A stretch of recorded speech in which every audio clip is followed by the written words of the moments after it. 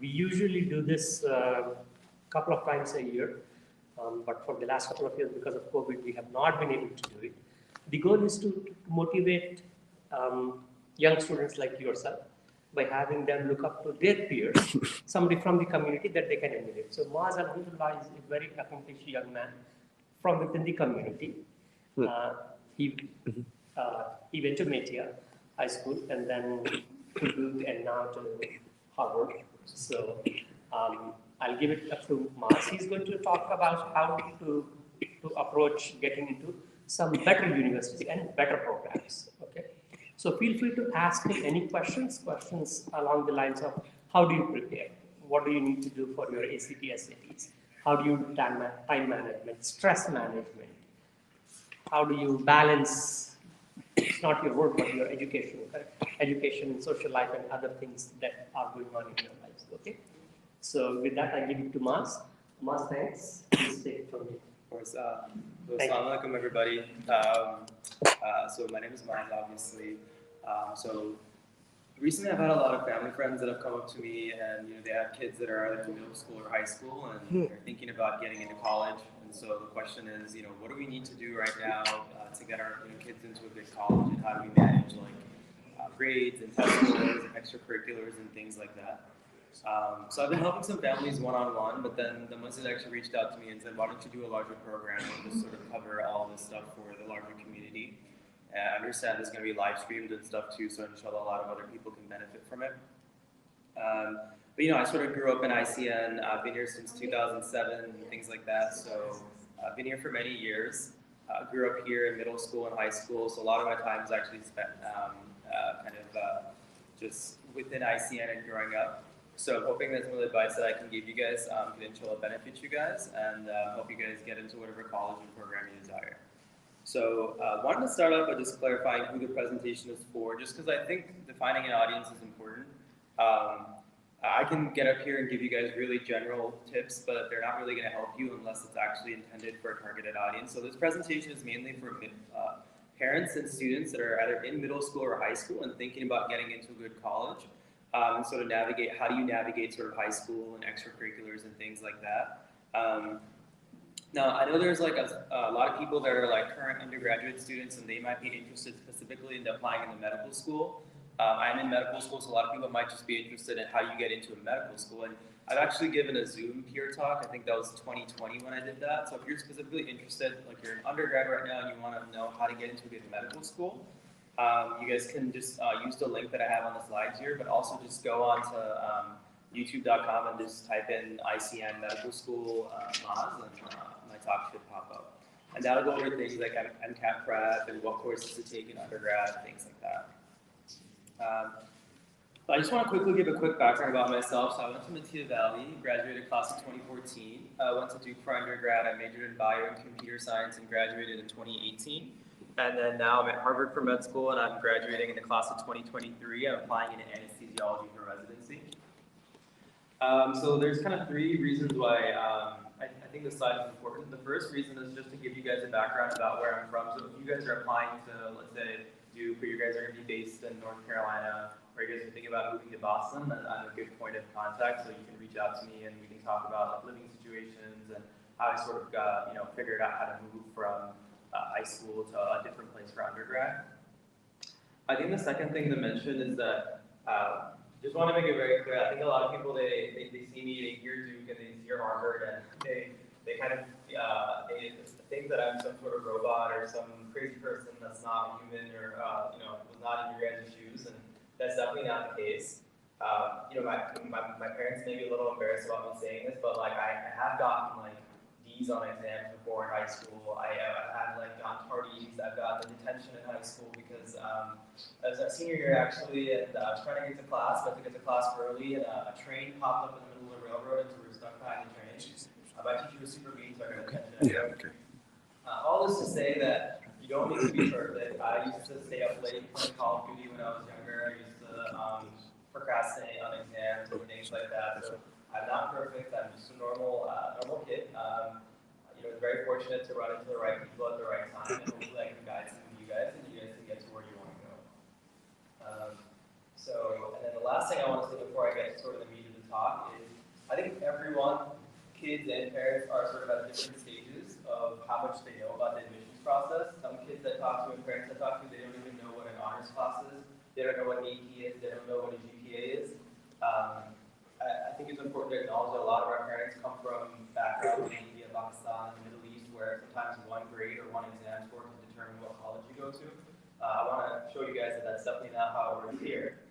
And then I also know there's some people who have like many friends and many older siblings and things like that that have gone through the admissions process, and so they're a lot more familiar with a lot of the stuff. So when I acknowledge that everyone's at a different space, I'm going to try to speak to everybody. But if some of the stuff is very basic or repetitive to you guys, I apologize. I just want to capture everyone in this one presentation.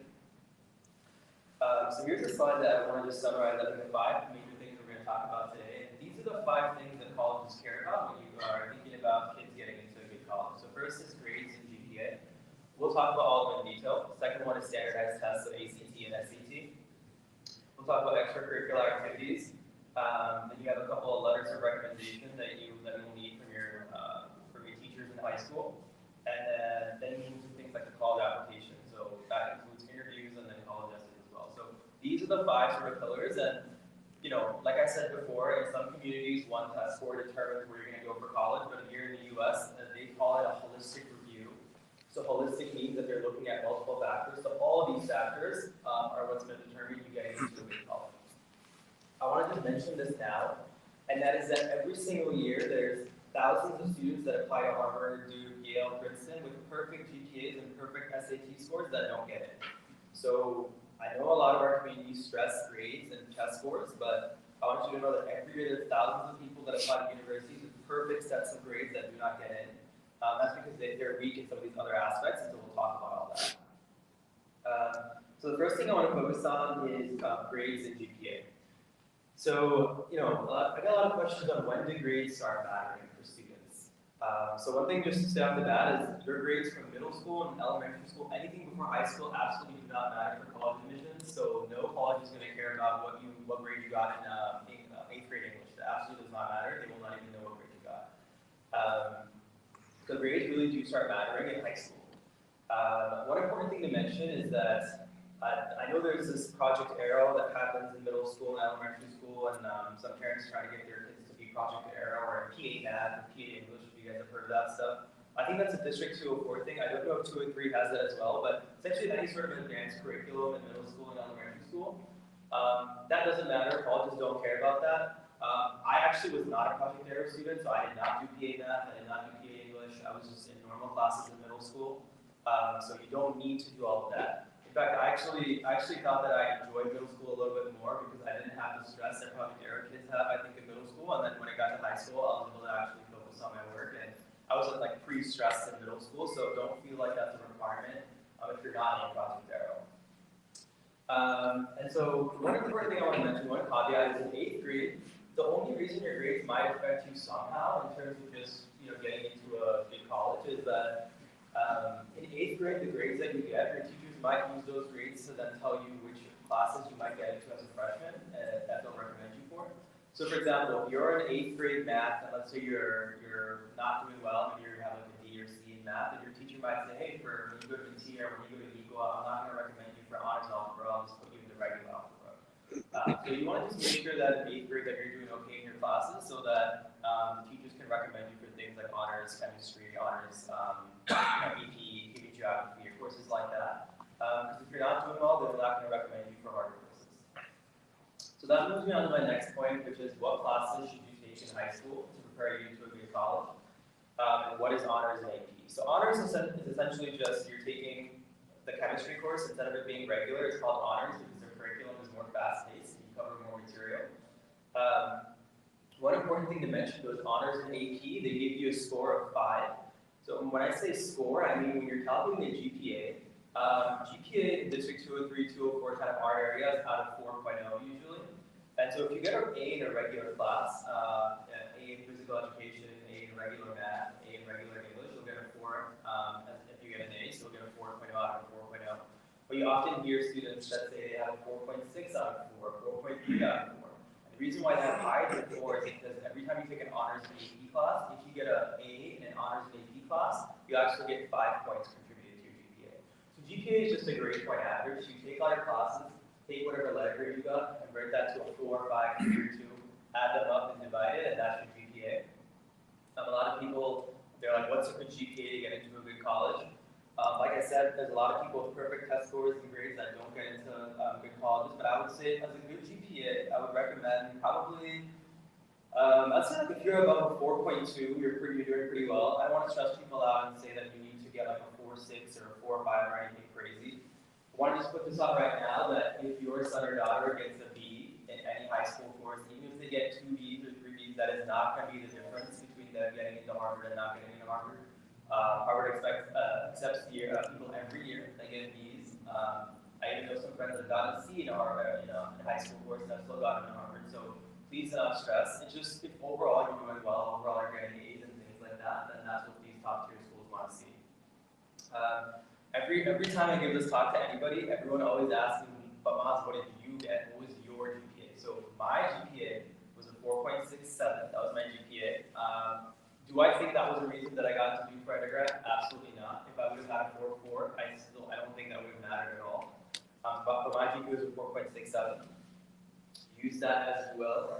It's not necessary to get a GPA that high, and I think these days people get even higher GPAs than that because it's possible to get higher GPAs than that. So don't stress too much about the actual number. If you're in the 4.2 and above range, then you're doing pretty well in high school. So the big thing that colleges care about when you're taking classes in high school is they want to see you're taking a challenging course load.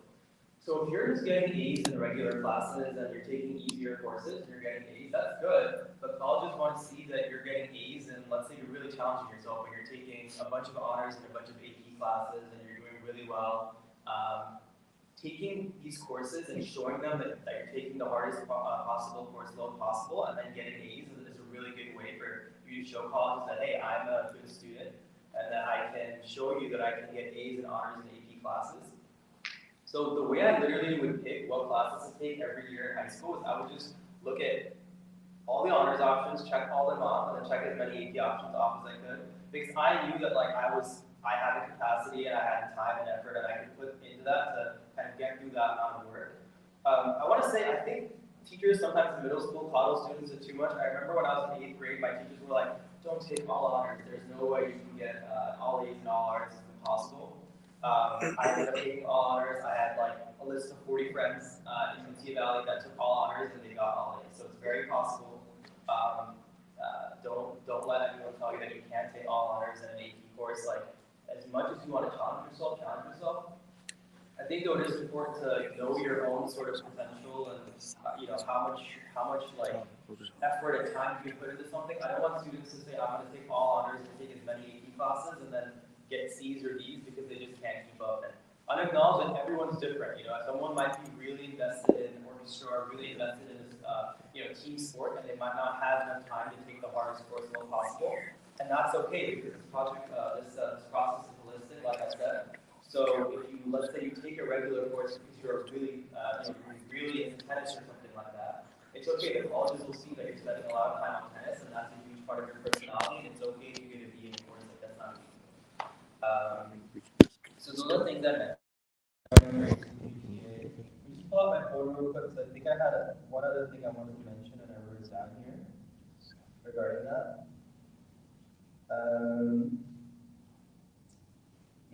I will say, placement courses, AP, when I say AP, it means advanced placement, and those are courses that you basically take for college credit.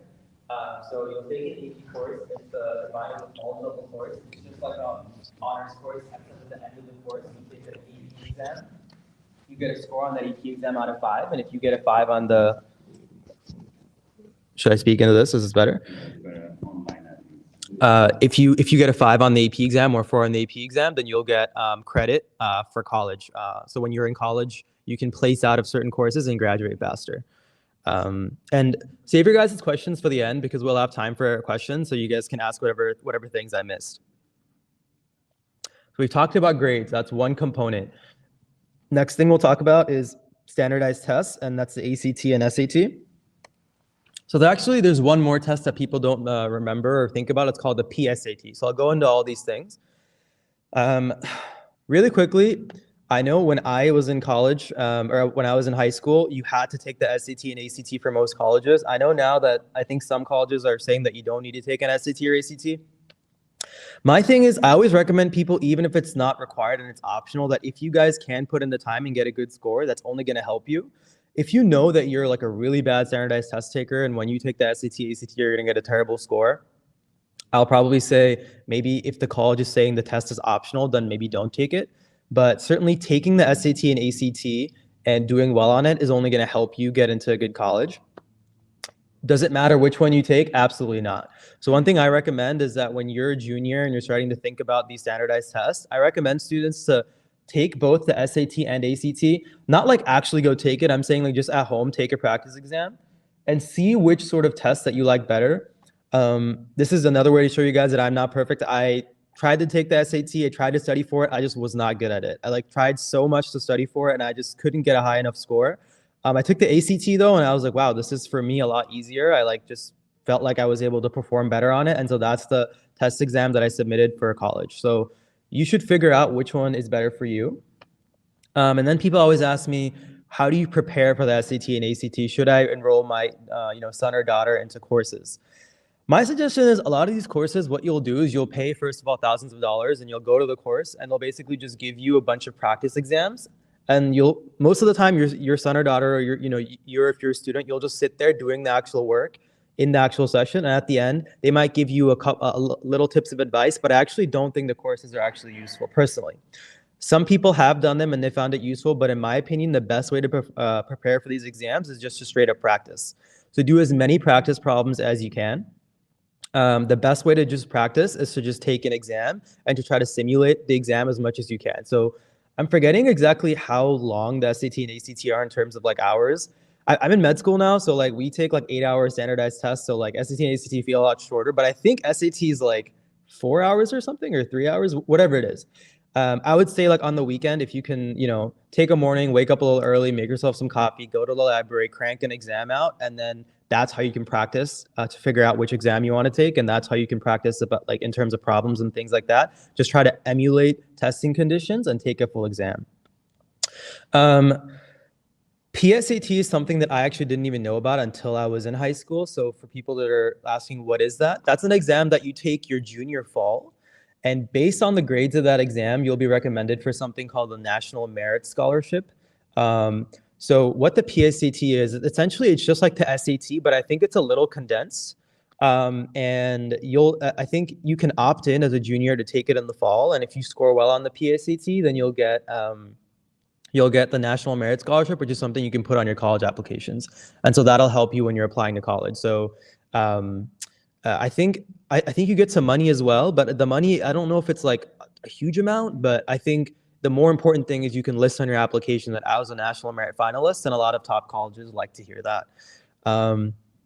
We'll get into later on into when I recommend, like when in terms of your high school to actually study for these exams. That's going to come later on. But really quickly, those were just sort of the 3 kind of major exams I wanted to mention. And again, don't stress too much if you're not a perfect standardized test taker. I'm saying this multiple times because I know parents and kids get stressed out about this. Every year, there's thousands of students that get perfect SAT scores. So I think now it's out of 1,800 or 1,600 or something. They get perfect scores, and they don't get into Harvard, Yale, or whatever school they want to go to. So do not stress if you don't get a perfect score. If you're generally just doing okay, you look online, there's like a bunch of websites that tell you what the averages are. If you're doing right around there, you're okay. So we've talked about 2 parts now of what colleges care about, grades and standardized tests.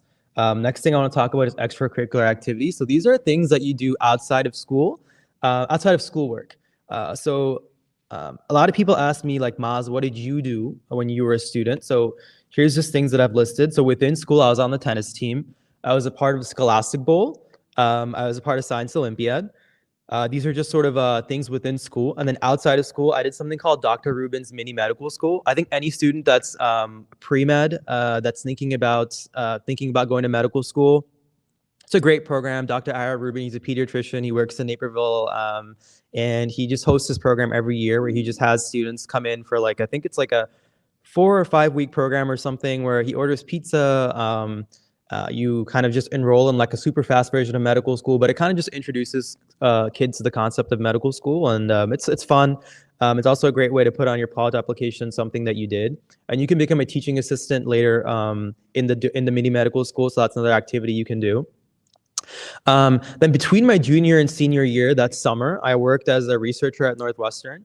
I didn't have any contacts or anything like that. Basically, what I did was I just looked at projects I was interested in. I used to be really interested in cardiology, so I just typed in Northwestern cardiology, UIC cardiology, U Chicago cardiology, got a list of professors, and literally just sent out like a spam, like massive email, and just like sending all of them like, hey, I'm a high school student. I really want to just get involved in research. Just wanted to see if I can volunteer at the lab and kind of learn some things. And, I sent like 50 emails. Out of them, I think like 2 people responded. Most of these people, they prefer working with medical students or undergraduate students. So we're getting a opportunity as a high schooler is a little difficult. But if you can, it's a great way to just sort of show your dedication to colleges. And then lastly, I volunteered at Edwards. I think I also had some hours volunteering at Naperville Public Library.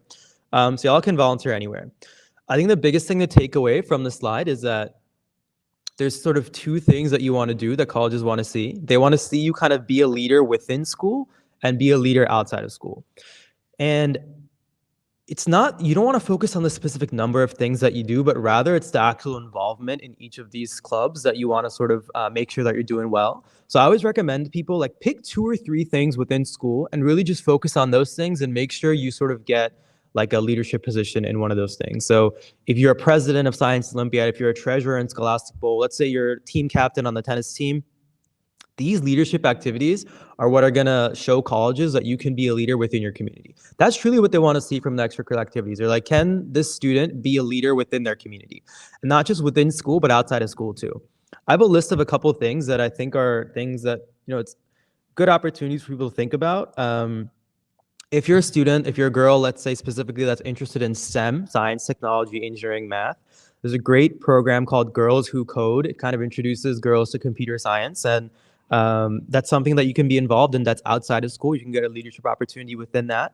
And that's something that it looks good for colleges too, because they sort of see that you're doing stuff outside of school. I didn't even know about these things until I got to college, but there's these national science fairs, Intel Science Fair, Google Science Fair. These are science fairs that kids can participate in, and if they do well, then colleges love that. I had a friend that got a full ride to Duke because he scored, or not he scored, but I think he got like top 5 like poster board or something at the Intel Science Fair, and he got acceptances to Harvard, Yale, things like that. So if you're really interested in science and like working on projects, then Intel Science Fair is something good to think about. Last thing, there's something called the Coca-Cola Scholarship. I think you apply for it. I'm actually not sure when you apply for it. I think you apply for it as a junior and you get accepted for it as a senior, but it's a scholarship that you can put on your college applications. But it's also just a way for you to get money, but also to show colleges that you're a Coca-Cola scholar, which is something it's a little bit of a prestigious type of item. Like I have a friend that was at UPenn, which is an Ivy League school. She was a Coca-Cola scholar and things like that. So those are just some things outside of school to do. But I'm going to focus a little bit more time on this because I think this is the part that a lot of people just don't know, because there's so many different things that you can do. People ask me like, what are the best things to do? What do colleges think that's the best? I will say no college like prefers one extracurricular activity more than the other. No one's going to say, oh, you did math team, that's so much better than debate. We prefer you do math team. That's absolutely not the case. I always recommend students, whatever you're passionate about, do that. If you like math, you're going to naturally just be more inclined to do well in math team, and then that'll show on your applications. All these colleges want to see is that this student was passionate about whatever they did. And can I see that passion through their application? If your application just looks like a laundry list of things you did to fulfill a criteria, colleges can tell that. If you're just like, oh, I spent 2 years on Science Olympiad and I didn't really do much on it, like colleges don't, frankly, they're not going to care too much about that. If instead you're like, I spent 3 years of high school on Science Olympiad, I started off as treasurer, then I became vice president, we went to state champions or something like that, or I was really weak in this one area, but then I got better. You can tell that story, that matters a lot more. And then any questions you guys have at the end, we can talk about regarding extracurriculars too, because I know a lot of people tend to ask me about that.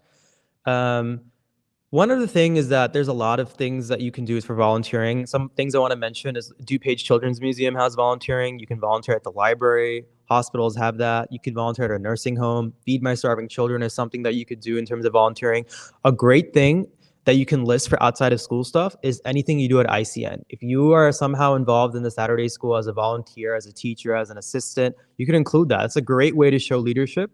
If you are doing Girl Scouts or Boy Scouts, or you are somehow involved in those things, it's a great way to show all the things you're doing outside of school.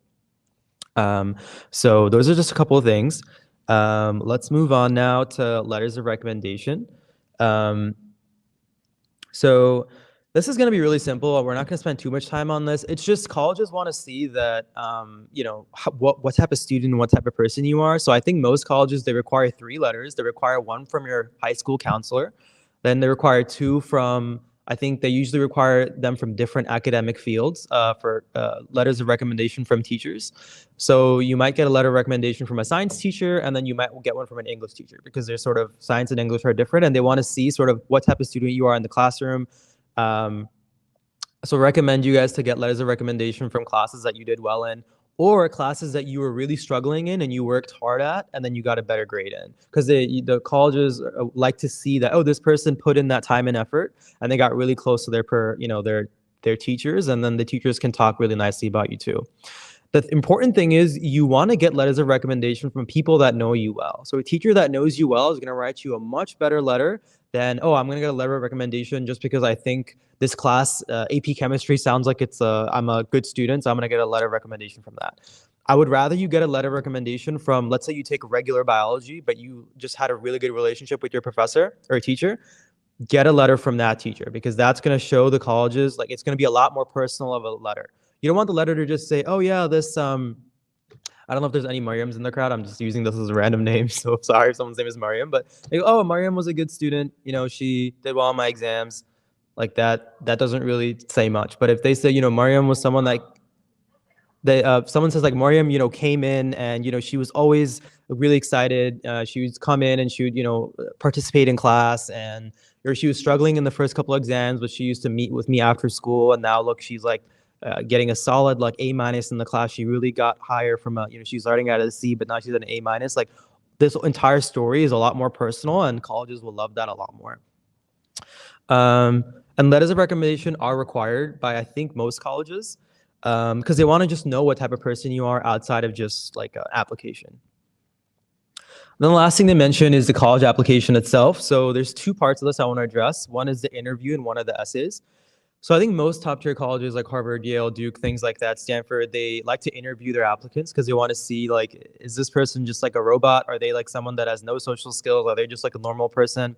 I think in the wake of COVID, a lot of these interviews are now being done virtually.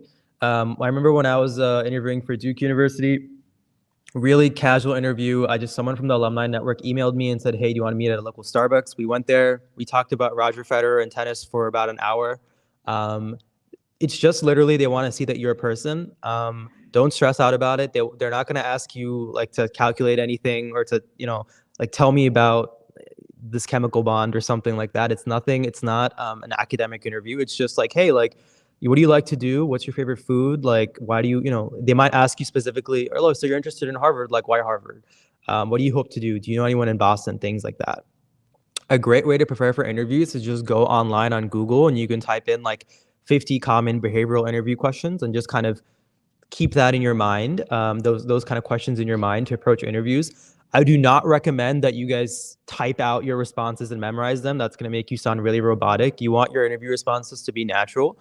So what I would recommend is go through their interview questions online and just kind of have a little bit of an idea of something you talk about.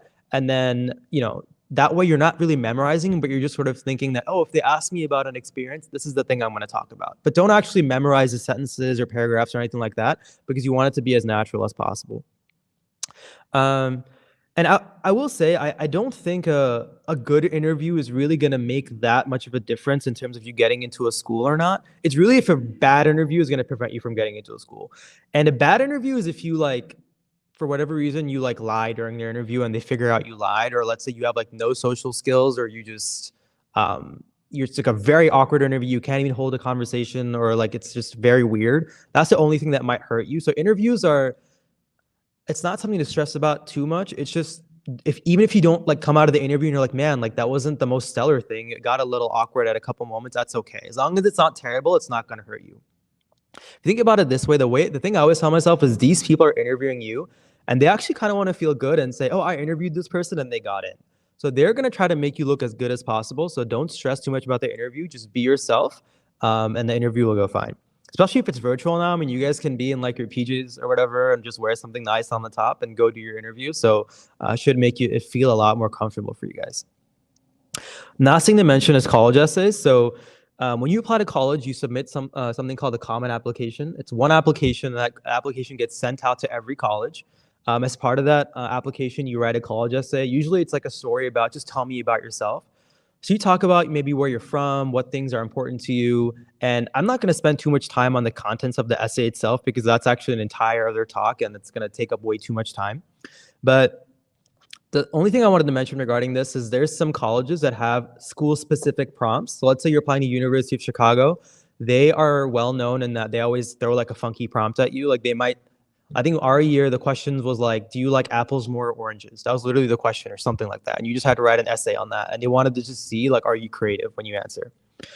A great way to kind of not make this process stressful regarding essays is if you go online, you can actually search up the essay prompts from years prior. And so you can pre-type a bunch of these essays so that when you do apply to colleges, let's say it's your senior fall, you're applying to colleges, you're busy with whatever other reason, and then you have like now 10 essays to write. If during that summer you actually pre-wrote 8 of those essays, you're going to only have 2 essays to write now, and it'll be a lot easier for you. And the thing I always recommend is that for applications, this is not just for undergrad, but for medical school, for any type of application, absolutely try to get those applications in the earliest date that you can. So the more you delay, even if the college is not rolling, meaning that they are not like accepting students as you apply, they're only accepting students, let's say, like they only give you acceptances on one date. Even if they are rolling or they're not, always try to send in your application as early as possible. And if they're requesting essays, get those essays in as early as possible too. So pre-writing essays is really helpful, and something that you can do the summer before. And the nice thing is a lot of the essays for colleges might actually overlap. So there might be 5 colleges that might ask you what's a difficult time in your life. And if you write one essay already, then you can just sort of use that same essay 5 times and it's going to save you a bunch of time. So this is just, again, a summary slide of these are the 5 things that colleges are going to care about regarding you getting into a good university. So grades, GPA, standardized tests, extracurricular activities, letters of recommendation, and then interviews and essays. Want to stress again that I know some people are from, my parents, they grew up in India. So over there, like the culture is you take one exam and that score is determining what college you go to. It's absolutely not like that here. It's a holistic process. Just keep that in mind. If one of these areas is weak, it's okay because you have the other areas to bring you up. So do not stress. If you are just trying your best, but you're getting Bs, it's okay. That's not going to be the reason you don't get into Harvard. I promise you 1 or 2 Bs, it's not going to be the reason. If you do not get a perfect score on the ACT or SAT, let's say instead of a 1600, you get a 1420 or something like that. Harvard is not going to be like, this student got a 1420. We're not going to let them in. You have to think about just all of this stuff kind of balance each other out. So let's say you have a 1420 on the SAT, but you're super involved in high school. You're doing a lot of things. Maybe you're part of the newspaper. You're part of the debate team. Maybe you're working on some media project or something like that. All that stuff colleges are going to love. And they are going to care about that as well. So I want to just stress that. Now let's talk about a 4-year plan on just what I recommend students do year to year in high school. So freshman year, you're just starting out at a new high school. You might be taking a difficult course. So maybe you're coming in from Project Air, or maybe you're just coming in from regular classes, but now you're taking honors and AP courses, right? As a freshman, you want to do well. My recommendation as a freshman is to stress less about everything else that I just mentioned and just focus more about how do I just get A's in my classes. Focus on your grades, focusing on just being a good student. Change to high school is different. You're around new people. Honors classes might be difficult. You might be taking your first AP class. It's the first college level class you've taken. It's a hard time. Don't stress yourself out. Just try to get good grades as a freshman. And the other thing I'd recommend is literally just try out as many clubs or opportunities as you can. You don't need to stress like, oh my God, I need to be the most involved in the club. I need to be treasurer. I need to be secretary. When you go to high school, you're going to be overwhelmed and inundated with all these different clubs, right? You have tennis team, you have basketball, you have debate, you have There's one where, BPA, like Business Professional Association or something like. There's all these clubs. I don't even remember all of them. My recommendation is talk to your friends, try out the different clubs and figure out which sort of 2 or 3 clubs and like which sports teams or which orchestra or whatever. Like, what are the things you want to make as central things on your application? That's what I recommend to do as a freshman. Between freshman year and sophomore year, that summer, I think some parents might be getting mad at me for saying this, but I actually recommend, like, guys, like that summer, just like relax, spend time. Like, I think that'll truly be your last sort of summer where you can just totally just relax and like not worry that much about the future and just sort of like enjoy it, travel, have fun, spend time with your friends. If you want to do like things that you actually enjoy, like volunteering or something like that, that's fine. Don't make it like a once a week thing, but enjoy that summer. Some of you might have taken your first AP exam at the end of freshman year. It can be a stressful year. So don't stress about that summer. You have many more summers to make things, to do things. So don't stress about that. Okay. Sophomore year is where you want to just continue doing the same thing you did freshman year. You're more experienced now, so you can sort of balance things more. So now this is where you want to pick those 2 or 3 clubs that you liked your freshman year and now focus in on them. Really try to make sure that you're a valuable member of that club. Try to get on leadership positions and things like that. And just make sure that you're showing the colleges that you're a student outside of just a classroom. And then from there, sophomore year, it's pretty similar to freshman year. You're taking difficult courses. You're going to take maybe one more AP course or maybe some more honors classes. Make sure you just do well on your coursework. Between sophomore and junior year, that's the summer where I really recommend that you spend some time preparing for the PSAT, because the PSAT you're taking your junior fall. So that summer, I would recommend to really prepare for the PSAT as much as you can. And the way you'll do that is just by taking a bunch of SAT exams. So make sure you just study that a lot so that when junior fall comes around and they do PSAT testing, you can take the PSAT, get a good score, and that'll help you get into a good college. And yeah, your sophomore summer, besides studying for the PSAT, if you want to do other things, you can. But the main summer where you want to maybe focus on things like internships and things like that, we'll talk about a bit later. So freshman year, we covered the summer in between freshman and sophomore year. We've covered sophomore year. We've covered the summer between sophomore and junior year. What happens junior year? Junior year is often probably going to be the most stressful year of high school for you. You're going to start junior year probably in the fall with maybe you're going to be taking a really tough course load, just because when you get to that point, you're taking things like AP Chemistry, AP US History, taking multiple honors courses. So it's going to be tough for you. At the same time, now you've kind of been established in your club, so people have expectations of you. Maybe you're on part of the leadership team, so you're putting in a lot of time. And then also, after you take the PSAT, that year you're also going to spend time preparing for whatever standardized test you take in junior spring. So whether that's the ACT or whether that's the SAT, you're going to take that most likely the spring of your junior year. Aim is that to be your sort of goal. So junior year is going to be a little stressful. You're going to be trying to do well in school, trying to do things outside of school. Prepare yourself in the best way you can to just make your junior year easy. If there's certain commitments you have or maybe certain things you want to kind of go lighter on to make sure you have more time your junior year to prepare for the standardized exams, just keep that in mind. But junior year, again, do well in your classes, focus on your extracurriculars, and to prepare for a standardized test come spring. The summer between junior and senior year, that's a summer where you want to show colleges you can do stuff over the summer. So whether that's an internship that you apply to, if you type in like high school science senior or high school science summer program or something, there's a bunch of programs where you can go and you can be a part of research labs, or you can do maybe you're a teaching assistant over the summer, or just try to use your summer in a way that's useful. Like I said, freshman year between sophomore year, you had a chill summer. Sophomore year and junior year, you just studied a little bit for the PSAT. The junior and senior year summer, that's the last summer where this is the last sort of big thing that you're going to be able to include on your college applications, because college apps start senior fall. Just keep that in mind. That's when I did my research opportunity at Northwestern. So if you want to do something like that, you can do that. One thing to just stay away from is that sometimes when you guys look at summer opportunities, some colleges will just like, you can pay money for your student to just go to the college and just take some enrichment courses. I truly don't find that useful. All that shows colleges is that you have spare money. If you spend like $2,000, go to Stanford and take a science course, that's truly not helping you as a student. Like you're already doing well on your science courses in high school. Don't waste your money on that. But let's say Stanford is offering a program where you go and you get to work with a mentor in a lab about a project on leukemia or something, and they're showing you how to work in a lab. That's fantastic. That's a really good opportunity, and that's going to do a lot more for you. And then your senior year, senior fall, you apply to colleges, you submit your Common App. And then after that, senior spring, everyone's getting senioritis. You guys are all checking out. So it's okay. Relax a little bit, and then you find out where you're going to go. And that kind of summarizes the 4 years. And at least these are, that's my recommendation of how to approach it. Want to give a caveat and say that I think everybody approaches these years differently. These are just my recommendations, and I know everyone has different priorities and things like that. So please take every advice that I give with a grain of salt and talk to multiple people, but this is just my advice. Thing I sort of want to end on, well, second to last thing is, does where I go to college matter? A lot of people ask me, they're just like, okay, Maaz, you went to Duke, does it matter if I go to Stanford or Yale or Harvard? What if I just want to stay close to home and go to UIC? What if I want to go to U of I? All the things that I mentioned, they're going to be helpful for you regardless of which college you go to, because if you do all of these things, if you're applying to something like UIC or Loyola or something like that, which is not as competitive as other schools, it'll help you get into their honors college. It'll help you get scholarships and things like that. So you can still do all of this stuff. One thing I will mention is if you're trying to get into more competitive things, like let's say University of Illinois Engineering and Computer Science is very competitive.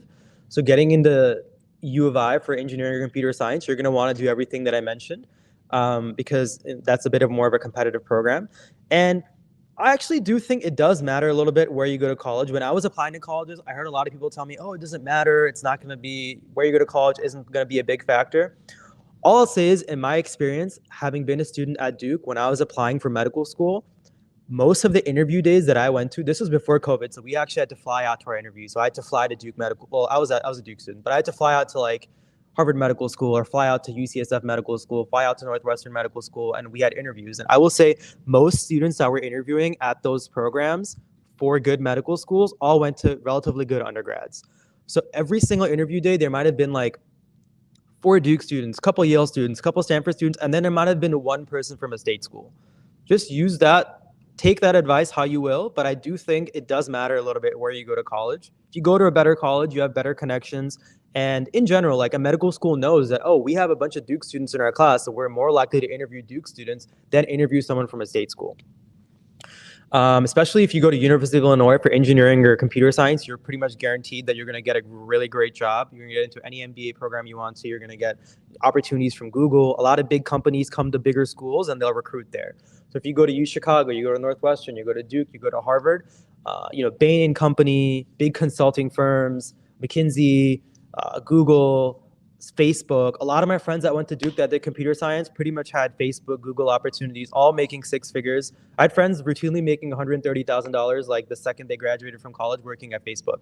The reason why they got those opportunities is many. They did a lot of work. They're very well connected. They worked really hard. I don't want to say that they didn't work hard, but I'm saying that going to a better college or a more, I don't want to say better, but a college with a better reputation, something that is more well-known, will just give you opportunities and make things easier for you. Do I know people that went to UIC and are now working at Google? Absolutely. Do I know people that went to University of Illinois and are now at a really great med school? Sure. Just know that if you go to a school that isn't as well reputed, in my mind, it's just you're going to need to work a little harder to show kind of distinction from your peers, and that's going to make you a little more stressed in undergrad. If you go to a nicer school in undergrad, you don't have to work or try to make yourself stand out as much because a little bit of your school's reputation will carry you. And you'll kind of get opportunities fed to you. And then, in terms of, I was going to mention this, but it just came to my mind. In terms of like, what extracurriculars should I do? Let's say you're thinking about going to medical school, but you're just a high school student. You don't have to make your entire application about college focused on medicine because you're not actually at the point where you're applying to medical school. You're applying to college, and colleges just want to see that you're passionate about something. 2 exceptions to that are if you're applying to like a guaranteed program, like let's say you're applying to UIC GPPA, which is a guaranteed program where you apply to UIC, you get in as an undergrad student, and you immediately get into their medical school as well. For those programs, they do want to see a commitment to medicine, so they might actually require you to do things like shadowing and more medical activities as a high schooler. And then if you're trying to apply to, let's say, University of Pennsylvania, Wharton, for like business or something like that, or economics, they're probably going to want to see more of an economic inclination just because you're applying to a specific school that's very good in economics or business. If you're applying to, let's say, University of Illinois for engineering or CS, computer science, they might want to see more of an inclination towards computer science as a high school student. But for pretty much anything else, if you're just applying to like you just want to go to a good school and just you're undecided, just do stuff you're passionate about. Don't stress that I have to make my application. Like if you don't do pre-medical things as a high school student, you can still get into a great college and then decide you want to go to medical school later and get into a good medical school. So last thing I want to mention, I think this is actually really important. High school is a time where, I've heard from a lot of like just people that I've talked to that are younger that they're like, man, I love the relationship I had with my parents in elementary school and middle school. When we got to high school, it got strained. My parents are just, I feel like I fight with my parents more. I feel like we get into arguments more. The reason why is, I think it can be a stressful time for both parents and kids as well, because high school is now when grades start mattering. So if you're a little relaxed in middle school and elementary school, and to be honest, elementary and middle school classes are fairly easy. Your kids can get by with an A and things are easy. Suddenly now your kids are taking honors classes and AP classes in high school. They're getting Bs. And I think parents can be really can stress their kids out a bunch, right? I want to just ask both kids and parents to just be patient with each other. I think it's really important. The reason why is because when your kids are in high school, they're exposed to a lot of different things. When your kids are in high school, it shouldn't be new to anybody, but Metea Valley, Nequa, Naperville Central, all these schools, a lot of drugs happen there. People go, they smoke weed, they do marijuana. There may be people, for the first time in your life, your daughter or your son might get exposed to having friends that are doing things like smoking cigarettes, smoking vape pens, smoking weed. In high school, people they go to parties, they drink. People drink in high school, underage, that happens. Premarital relationships happen in high school. A lot of your kids are being exposed to a lot of things. So while college and school and grades are important, you want to make sure that they're also remembering to stay close to the deen, think about the akhirah. So one thing I recommend is if your kids are not as connected to the masjid, or if you're not coming to the masjid as much, like you want to make sure that your relationship with your kids to the masjid is even more heightened in high school. You want to make sure that they are close to the masjid and close to the religion and close to Allah subhanahu wa ta'ala and everything that we Muslims care about, because this is going to be a stressful time. And if you're stressing your child a lot with things regarding to grades and education and they're very stressed, guess what's going to happen? They're in a public school, they're not surrounded by Muslim friends all the time, they start turning to the wrong things. They might turn to the wrong friend group, they get involved with the wrong friends, and suddenly now I have a lot of parents that are like, man, before I wanted my kid to go to Harvard, now I just want him to be a Muslim, because he's not even a Muslim anymore because we just didn't have a good relationship with our kids.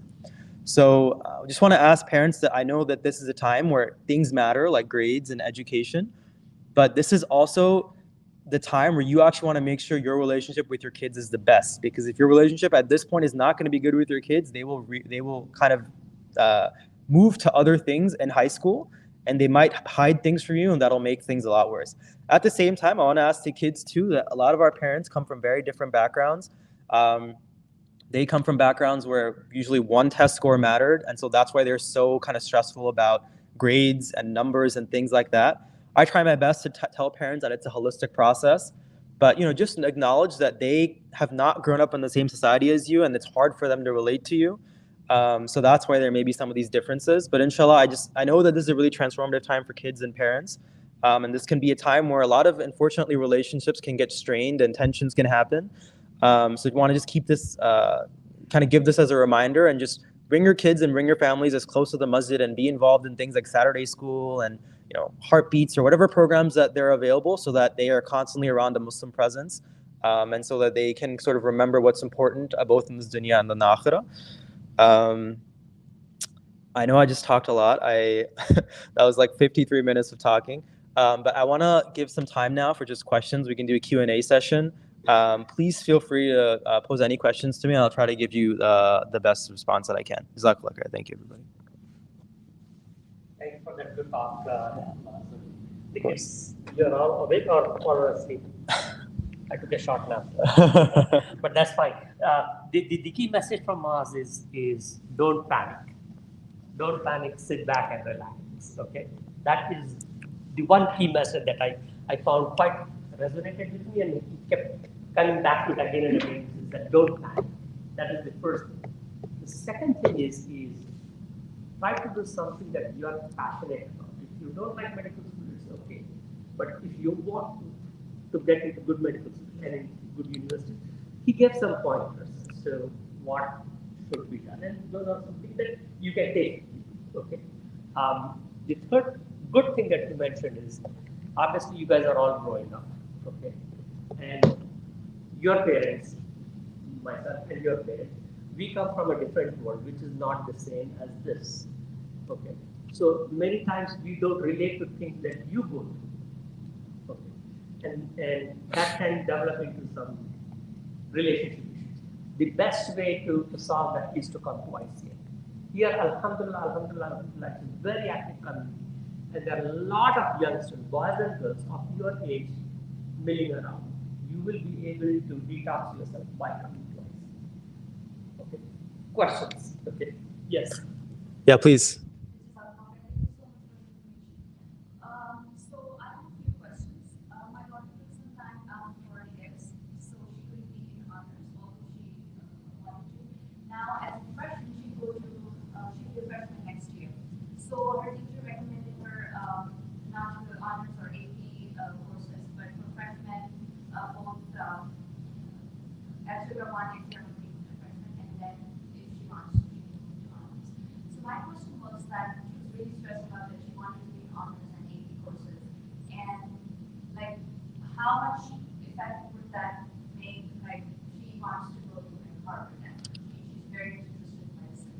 So is it okay that she starts like that and then go to honors and AP courses as somewhere in the next years, or should we talk to the director and push her for honors and AP as a freshman, like in tutoring or anything, summers or You want to Yeah. phrase the question what would be just for the audience online? Yeah, so I'll repeat the question. So the question was, my understanding of the question was that my daughter did HIVs, and her teachers are recommending her to take regular courses, because not to take honors and AP courses as a freshman. She wants to go to a good university. Will taking regular courses as a freshman in high school impact that? One thing I want to mention is that I think taking 1 year of regular courses certainly will not be the deciding factor. I want to guarantee you that. What I will say though, if I know I don't want to put a limitation on someone if they feel like they can do it. If she's very, very, very passionate and she has that motivation, then absolutely, I think at least when I was a student, even if the teacher recommended you to take a regular level course, if you felt strongly enough as a parent and as a student, you can advocate for it and say, no, I want her to take an AP course, or I want her to take an honors English course, and I don't want her to be limited in that way. So it's a very personal decision. Talk to your professor or teacher, and if you feel like you want to take honors, like I think that you should be allowed to. But just know that if you're coming from HIVs and you haven't been in public school for a little bit and you're thinking maybe I want to cool it just for this first year, kind of transition to getting back into public school, taking a few regular courses is not going to be the difference between getting into a good school. Yeah. Of course. So how many clubs would you recommend? Like, because I didn't grow up here. Yeah. So I don't have much idea. So how many clubs would you recommend? Like, inside the school, outside the school, I understand like the things that she's interested in. But how many clubs would you suggest? Yeah, I definitely don't think there's a minimum or maximum. I usually recommend 2 to 3. Try to have 2 to 3 clubs within school that you're really passionate about. That looks a lot better than having 6 clubs that you're barely spending any time in. And, they can all be related. They can all be separate. Let's say you want to be part of a sports team. If you want to do badminton, you want to do basketball or something like that, and then you want to maybe you really like debate and you love kind of talking about issues, you could be part of the debate team. Those could be your things. If you want to be part of MSA or something like that and really organize and kind of be president of MSA, lead the helm and organize events, that could be a really great way too. So I usually recommend 2 to 3 within school is a good amount. Yeah. Students, questions from you guys? No? How much does SAT score matter overall? How much does SAT score matter? Yeah, so real quick here. So one thing to stress again is that SAT is just one part of everything that colleges look at. They look at a bunch of different things. It's a holistic review. So SAT scores do matter, but they're not going to be the only thing that determines whether a student gets into a good college, right? I would say you can go online and sort of look at, there's a lot of different sites that show you what the average SAT scores are for certain colleges. And, if your son or daughter is doing around that range, I think you're good. Don't stress if your son or daughter is not getting a 1600 out of, or whatever, is it 18 or 16, whatever the perfect score is. If they're not getting a perfect score, that's okay. So sorry, we're getting a little bit of feedback here. Sorry. Not sure what's going on.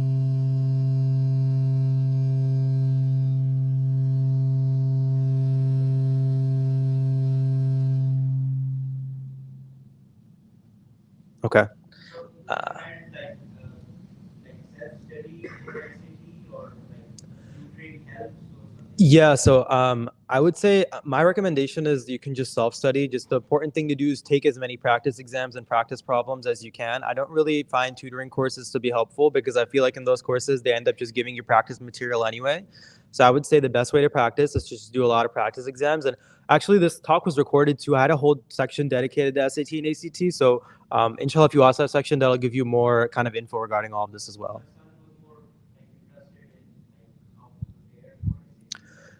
Yeah, I think the best way to prepare literally is to just do practice problems. So the best way is like if the exam is a 3-4 hour exam, you want to wake up in the morning, take those 3-4 hours, simulate as much of a testing condition as you can, and just do a full exam and review the exam. And the more exams you do, the better you're going to get. So that's the best way to practice. Aside from that, I mean, my friends all just literally, they just said the best way to get a higher score is just to practice, and we all just did multiple exams. So that's the best way that I would recommend for people to approach it. Yeah. There's a lot of material, free material available, and you can use that. But to practice at home, you need to be very disciplined. And what these Princeton and ACTs help is bring that discipline. That is the first thing. And then the second thing is the camaraderie. There are other students also in there, correct?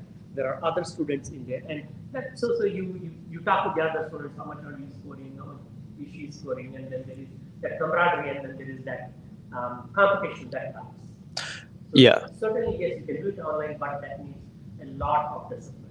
Yeah, I will say if you are someone that knows that you're not going to spend those 4 hours doing a practice exam, then at that point, then it might be fine to like enroll in a course because then you're forced to go to the place where the course is happening and actually do the questions, and you're going to be around the same students. But I have a feeling that honestly, if you have friends that I'm sure you have colleagues that are going to be the same age as you, that are also going to be thinking about that SAT, ACT, if you, I don't know, like the courses are not cheap. They're like thousands of dollars. So I really just, if it's just a timing thing, just take a morning and a Saturday. Your parents can help you too. They can wake you up and say, hey, let's just take 4 hours, do a practice exam. You can spend the rest of the day hanging out with your friends, and the next day review a couple questions and review what went wrong in the exam and things like that. So my personal opinion is I don't think they're worth it in terms of the financial aspect of it. I think it is a lot of money for not as much benefit. But if you are someone that just needs that, I need to have a place to go to for 4 hours, and only if I enroll in a course will I get that benefit, then go ahead and enroll in it. Yeah, please.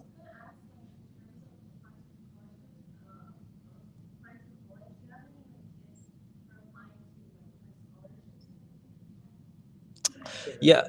So the question was applying to colleges. Do you have any tips for applying to scholarships? I think the best place to go to for that is like your counselor in high school. They know a list of like local scholarships and things like that. There's scholarships range from like small gifts that you can get locally within the community to much larger gifts like Coca-Cola scholars or something like that. Yeah, I wish I had more to offer in terms of scholarships. I ended up getting a lot of need-based aid when I did apply to college, so I didn't need as much in terms of the actual scholarship amount. But I think your counselor will certainly know a lot of information. And then there's entire databases actually that your counselor can connect you to with literally just scholarship opportunities, and you can go and see which ones you apply for and which one that you sort of fall into, and then you can get those scholarships. One thing that you don't need to apply to separately usually is if you're applying to, let's say, UIC or something like that. When you apply, they'll automatically look at your scores and your GPA and your extracurriculars, and they'll automatically consider you for any scholarships that they have. So usually you'll just get an email when you get accepted saying, hey, you got accepted and you're getting a full ride, and you're getting $40,000 a year or something like that. Yeah, please.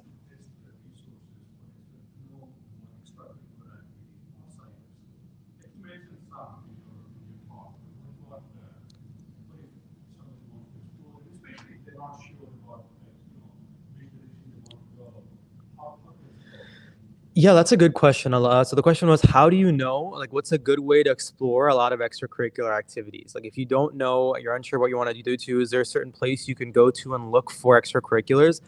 I will say a lot of these extracurriculars I'm mentioning, I didn't even know about until I became an undergrad student because it is hard. There's so many programs and opportunities happening just in the country that it's really hard to know everything that's going on. Like, I didn't know what a Coca-Cola Scholar was. I didn't even know like that was the thing that you could apply to. When I got to college and I had some friends that were Coca-Cola Scholars, I was like, oh, what's that? My college roommate did Intel Science Fair. I hadn't even heard of Intel Science Fair as a student here. So I think a great way is if you're interested in science or engineering or math or CS or business or whatever you're interested in, going on Google, just doing a search where it's just like high school business, high school CS, high school STEM girl opportunities or something like that, that can connect with a lot of resources. Being close to your counselor, I think, is really important because they know what a lot of stuff that's going on. And so I know some people don't even use their counselors. I actually was guilty of that, but I think they're a great resource. Just email them. Get into the habit now of just checking your email and emailing people. I promise you the rest of your life is going to exist on emails. So shoot your counselor an email and say, hey, I'm interested in I'm kind of don't know what activities there are available for me. I want to go into computer science, for example. What can you connect me with? This just popped into my mind as something like interesting that you could do.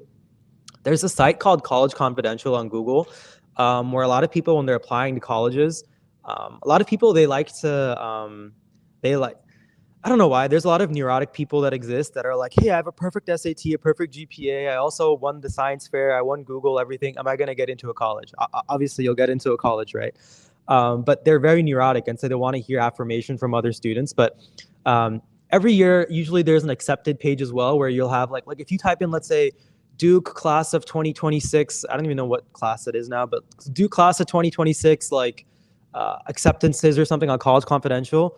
When people get accepted or when they're applying, they'll usually list what their test scores were, what their GPA was, if they got accepted, rejected, or waitlisted, and also some of the extracurriculars they did. That could be a good way to just peruse what extracurriculars they did too, to see what other students are doing that got in. So maybe you are perusing it and you're like, oh, like this student did the science program at Stanford that I didn't even know about. I can maybe do that. So that's just a trick, I guess, or a way for you to figure that out. I wish there was like a database where you could go to that literally would just list every opportunity. Unfortunately, I don't know of any database like that. But counselors are really big. Your peers are going to be really big for you. And then kind of just doing Google searches and kind of just perusing College Confidential. So College Confidential is a site, has any college question you could ask about. You can make your own account. It's a forum. There's a bunch of other students on there, teachers as well, professors as well. Even college admissions counselors are on there. So you can ask questions. You can make your own profile. You can see what other students are doing. That could be a really important asset for you guys to use. Reddit as well is I know people can use Reddit in very different ways. People can just chill on Reddit because it's a fun place and there's jokes on there, but there's Reddit communities as well dedicated to college admissions and things like that. So those are two different forums that I actually tend to use. Reddit just for like medical school questions and residency questions and things like that. So I'm sure they have some stuff for undergraduate help as well. Yes, please. How would you compare the cost and benefits of going to a community college for 2 years and then go to university versus like going straight to a university? Yeah, I think actually going to community college for 2 years and then going to a college, actually, if you're let's say just planning on going into computer science or an engineering job, I actually think doing 2 years of community college could actually save a lot of families a lot of money because at the end of the day, you're graduating UIC or U of I after those 2 years at COD with that engineering degree. And when you apply to a job, they're going to see that you did engineering from U of I, and that's all that matters, right? I will say, though, that if you're applying to graduate schools, they're the ones that tend to be a little bit more picky. So if you're applying to, let's say, a medical school, they might not weigh as much like, oh, you took organic chemistry at COD. We don't really value that as much because it's COD. It's a community college, and we don't know the rigor that you had in your organic chemistry course. So the A in that course is not going to matter as much as an A at organic chemistry at UIC. So I'll say if the plan is to eventually go to a graduate school, like getting into a good MBA or getting into a medical school or a law school or something like that, I would hesitate just a little bit from the community school or community college. This is just my personal advice to you. But I will say if you're just planning on just applying to a job after, engineering job, consulting job, all that, doing 2 years at COD or whatever community college you do is actually not going to matter, because at the end of the day, your degree is your degree. You'll get the internships that you get, and that's what's going to matter. One thing though is that a little caveat to that is, let's say you want to do computer science and you did 2 years at COD. A lot of students that go to Duke or Harvard or even U of I, they will have summer internships lined up for them because they just get that exposure. At COD, you might not get the same opportunity. So you might not get a summer internship between your sophomore and junior year, because they'd rather take the student that went to U of I and give them the summer internship than the one from COD. It's really a personal decision about the cost benefit analysis. Again, do I know people that have gone to COD and now are doing great in their career? Yes, absolutely. Will it make it harder? Yes, it will. So will it save you money too? Yeah, it'll save you a lot of money. So it's hard to say yes, do this or not do this. It's really something you have to weigh personally. Apart from the money perspective, I've seen like some students like when they go to community college and then when they apply for university or college, they think, oh, that course is too good, they are not gonna get that whole credit for that course or stuff. So there's a lot of confusion among students from that perspective too. So is there a way to find out, like, so let's say they have a certain program in mind, can they see like, okay, what courses should they take while in community college? Yes. Yeah, so the question was, sometimes when you take community college courses, those credits don't get transferred when you're going to another school. So how do you sort of fix that? The best way is if you're, for example, if you are, let's say, going to COD for 2 years and you want to go to Loyola for something, the best way would be, so COD, they've just had a relationship with all these universities. So the counselors there pretty much know. They know that these courses will transfer, these won't. Another way to just reassure yourself is call up Loyola. Say, hey, I'm a student at COD. I want to get into Loyola. I want to transfer to Loyola. What courses should I take? What courses will transfer? The best way is to just reach out directly and they'll answer all your questions. And I know a lot of friends that have done that. And from there, they decide which courses they want to take and they know exactly what's going to transfer, what doesn't. So that process doesn't need to be as stressful as it is sometimes, as long as you reach out to the counselors at COD and the counselors at whatever school you want to go to. There is an equivalent college equivalence site also. I think that's what it's called, where you can take the university's name, put the university in the course number, and it will tell you the corresponding course at COD or Maaz or some other. So how do you find that out? Just Google it, college equivalency or something like that. I will say, even though you use something like that, my best advice is just call the school. Please just call the school and say, hey, I'm taking this course at COD. Will this count towards my major at UIC? Will it count towards our major at U of I? Because I don't want you to use because, that's a good website and that'll help you certainly. I'm glad that was mentioned because I did mention it myself. But if that website has errors, I don't want your son or daughter to go based off that and then later, oh man, I have to do another year now because I didn't have stuff that transferred, right? So even before you make the decision to apply to COD, if your son or daughter has, like, eventually I want to go to this school for this stuff, it might be good to just talk to that school immediately, just right now, and say, hey, we're planning on going to COD for 2 years. Are these stuff going to transfer? If not, then we'll just come straight there. So do it as early as you can. Kids ask questions. It's the parents who are asking questions. Yeah, yes, please.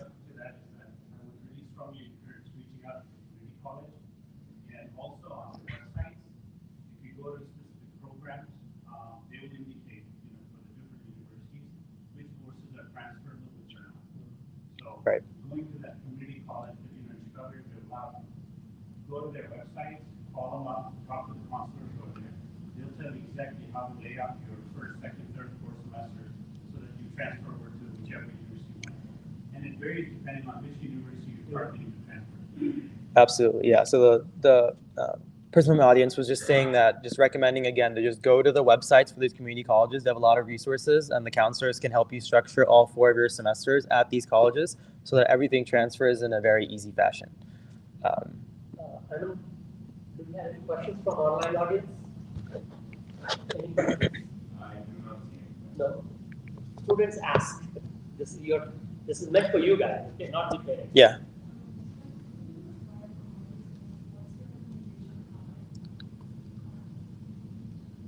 Could you just repeat? Is it how many you're saying? How many schools?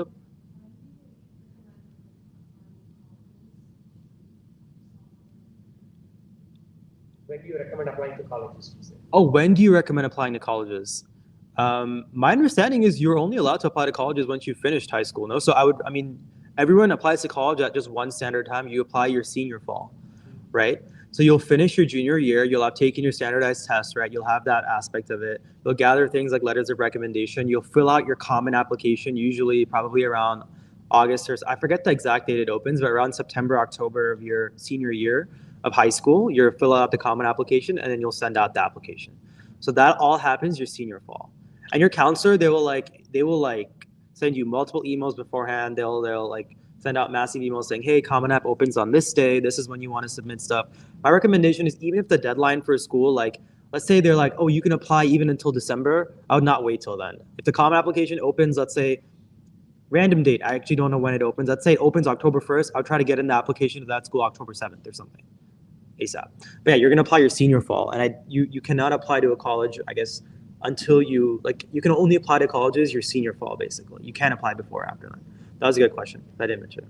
Let me ask you a question. So there are a lot of Asian students, okay, DCs and non-DCs in medical schools, and obviously medical schools don't want all Asians in there, correct? So there is a bias against, and there's a case also. There's a bias against Asian students. So the question is, how do we get around this? Correct?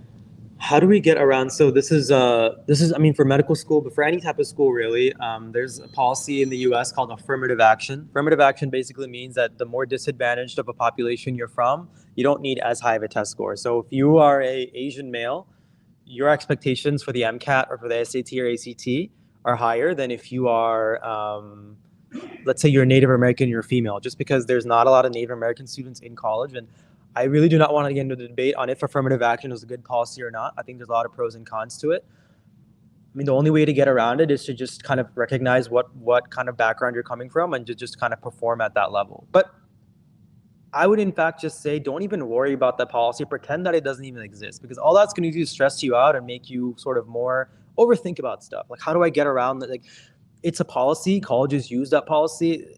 Like, just try your best. Just what's the best score that I can get? What's the best grade that I can get? The more you think about how do I get around this sort of stuff, the more you're just going to get too cynical about it, and it's not going to be good for you. So just don't think about affirmative action. But that is something that just to put that out there. One thing I wanted to mention just regarding college admissions is there's 3 sort of ways you can apply to a college.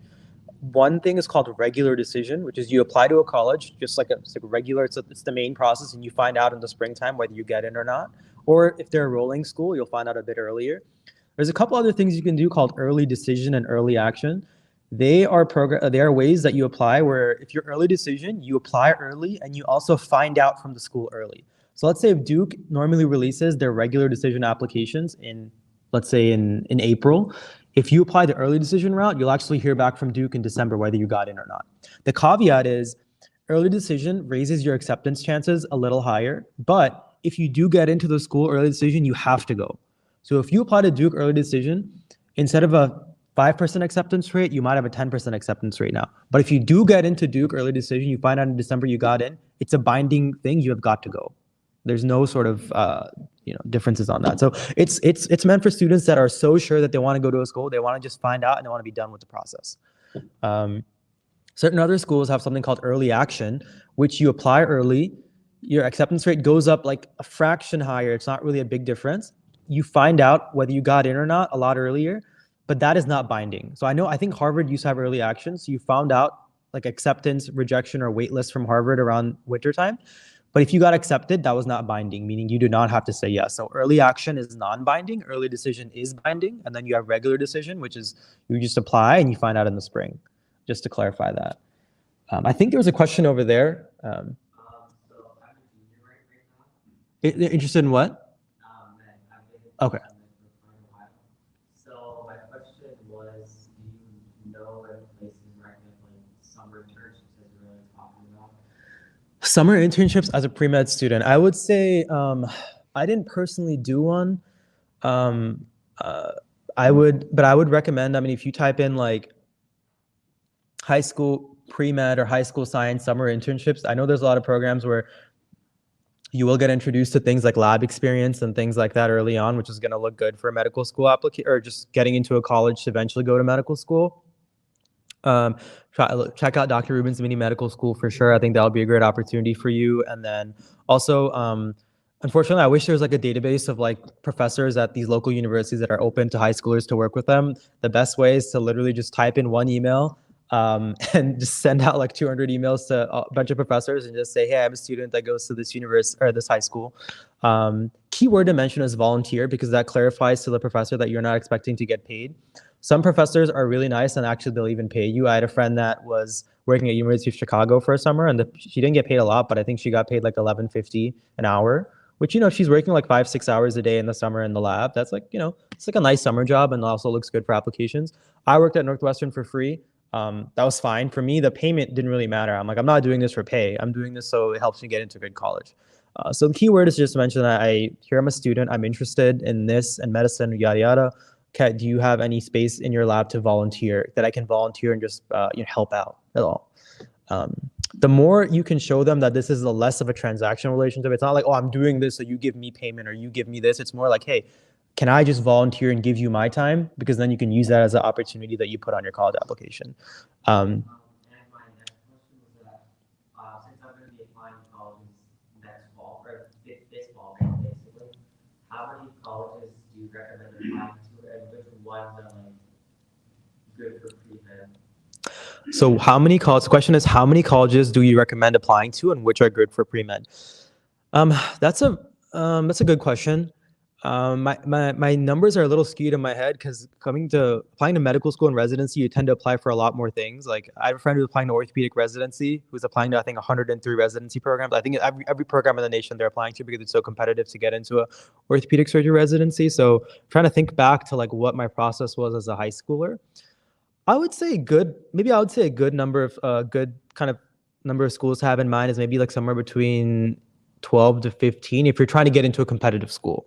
If you're just, my recommendation is have a couple reach schools, have a couple schools that you'll get into for sure, and have a couple in the middle range. In fact, it might make sense to have a lot of reach schools just because if you do get into reach school, that's great. But like, for example, like for students here, if you're thinking about a good college, I would say like things you want to definitely apply to are like UIC, Loyola, U of I, and then some nicer schools around here like Northwestern, U Chicago. And I always say, like, what the heck, just throw in an application to Harvard, Yale, you never know. I did not think I was going to be at Harvard for med school. I put that on my application like last second. Alhamdulillah, I'm there and it's been a great experience. But I would say like, you can go Harvard, Yale, Princeton, all these schools. Somewhere between 12 to 15 is a good amount, I think, if you're applying to competitive schools. Some people might think 12 to 15 is crazy because they're like, well, I just want to kind of stay locally. So then, yeah, sure. You can apply to 5 schools, apply to 6 schools. You're going to get into one of them for sure. You're going to be happy going there. Like, that's great. And then you ask what schools are good specifically as a pre-med. I would say any of the top schools are good as a pre-med just because they have a good reputation. I just know that certain schools that are known to send a lot of kids to medical school. Duke is one of those schools where it has a really strong kind of, there's a lot of pre-meds that go to Duke, and a lot of Duke students actually do really well in terms of actually matching into a medical school. So Duke is a really great school. I'm biased, obviously. I went there, but I think it's really great. And we can talk personally about Duke later if you have specific questions about it. Johns Hopkins University is a school that sends a lot of kids to a medical school. I have heard, though, that Johns Hopkins is a little cutthroat. This is the kind of just the thing that you hear just from in general. No way I can verify that, but people have told me that they feel a little bit more stressed at Johns Hopkins as students. So that's one thing to note about. Northwestern, obviously, U Chicago, all these schools. There's I think 2 people in my class that went to at Harvard right now that went to University of Chicago for undergrad. It's a great school. Obviously, Princeton, Columbia, all these places, you'll have a great education. University of Michigan, also really, really good program. It's a public school, but it's in Michigan. It's near us. It's a very strong in terms of just even their medical school is amazing. They're really good undergraduate experience. They're very, very strong. So Michigan, I'd highly recommend. Case Western Reserve University is also a university that I know is it's like a middle tier, but it does have a lot of people that are sent to medical school and things like that. Washington University in St. Louis, fantastic school, sends a lot of people to medical school. Those are just a couple schools to think in mind. Hopefully that helps. Yeah.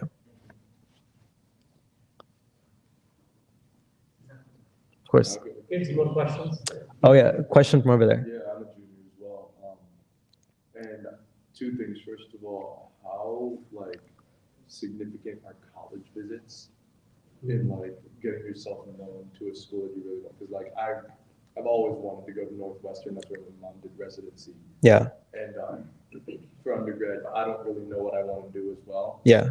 So first of all, how significant are like visiting colleges, and also how significant is it to like already know what you want to do before going into college and telling them that? Yeah. So answer the question was how important are college visits in terms of you getting into the college, and how important is it knowing specifically what you want to do before you get there?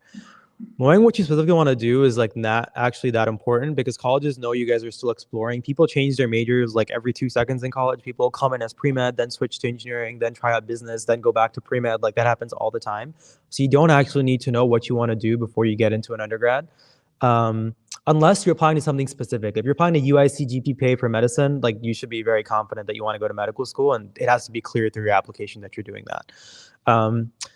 The college visit question is tough because, I mean, counselors and everyone will always tell you that it doesn't matter. Like they're always going to say you can visit us if you want. If you don't, it's not going to matter.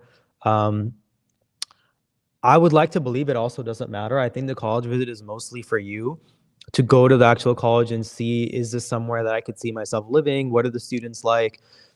I don't know exactly what happens on the back end. I don't know. Like, I'm sure that if there's 2 applicants that they're really unsure about and they're both really great and one did a visit and one didn't, maybe the one that did a visit, they might be more inclined to. I like don't know exactly what happens in the back end. I don't want to sound like an admissions counselor because I'm definitely not. But I will say, for example, like when I was really interested in going to Duke, I wanted to go there for undergrad. So I did go there as a college visit. It was less to show the college that I was interested in them, and more just for myself to kind of just see the college and experience it, because until then I'd only seen it on videos. So I would not stress too much about it. I would say if it's close by, if you have an opportunity to go. I would not say like I want to go to Harvard, so I'm going to fly out to Harvard just to show Harvard that I flew out there. I don't think they're going to care. Especially like really top tier schools like Harvard, Princeton, Columbia. These schools get so many visitors every year. They probably don't even keep track of if you visited or not, right? So really, I would just say, like, if you want to visit, do it for yourself. If you are like, I really want to go to Harvard and I just want to know that that area is safe, or just I'm going to be happy there, then go visit. But do it for yourself. Will there be some crazy scenario maybe where every single thing is the same between 2 applicants and one visited and one didn't, so they accepted the one that visited? Sure. But like I said, with Harvard, Princeton, Yale, even Duke, like there's so many people that visit there every year. There's so many tours. Like there's no way they can use that as some sort of like, like something in favor of you if you did, and something if you didn't as something against you. So don't worry about college visits in terms of that.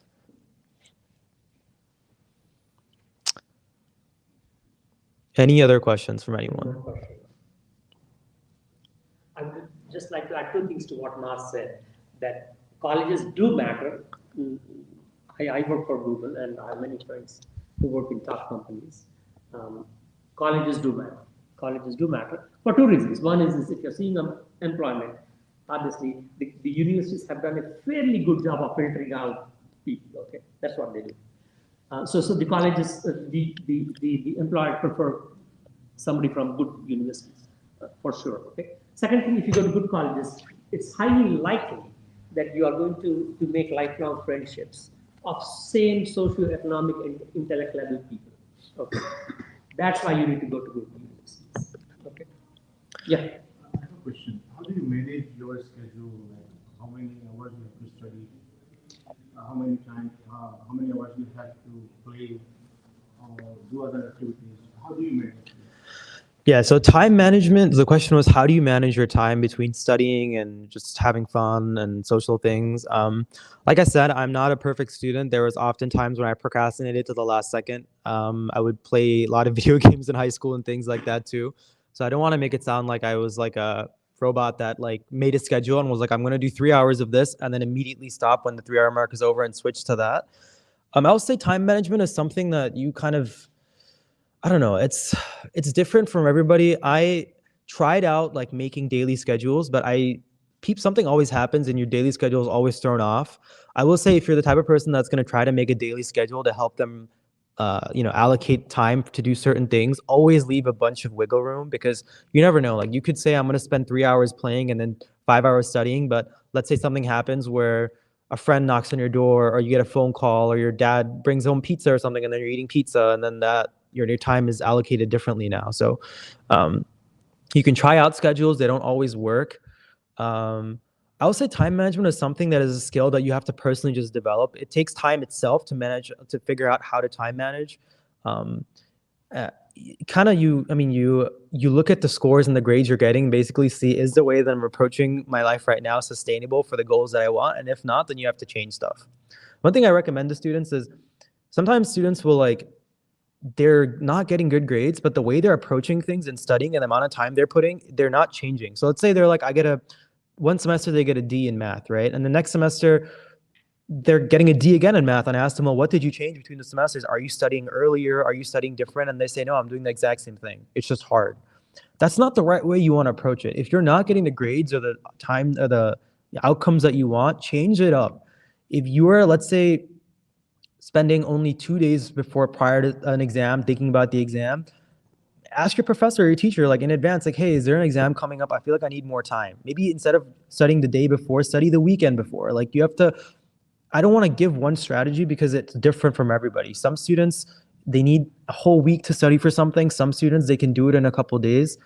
Some students, they come home and they immediately do their homework. Some students, they come home, they take a little bit of a break, and then they do their homework. I was a student that came home, spent 2 or 3 hours on YouTube, talking with friends, eating, playing video games, and then I started my homework. I have some friends that they want to just get home and start their homework immediately. It's really kind of a personal thing. But one thing I always say is the only way you're going to get good at time management is if you figure out what works for yourself. And the way you do that is you constantly make changes until there's something that you're satisfied with. So if you're not getting the outcomes or grades that you want, recognize that there's something in your schedule that you need to change. And that's what's going to help you. So, yeah. Well, we are running out of time.